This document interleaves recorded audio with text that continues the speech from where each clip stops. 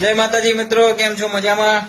અને ભાઈ આ તો શનિવારનો દિવસ અને શનિવારનો ઉપવાસ. તો શું વાત કરું, આ તો હવાના નહીં પણ બપોરના પેટમાં એવા બલાડા બોલા એની વાત જવા દો.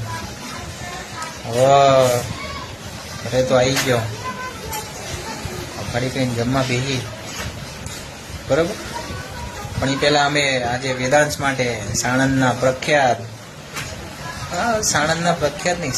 પ્રખ્યાત આદર્શ ફરસાણમાંથી બ્લેક જામુન લાવ્યા.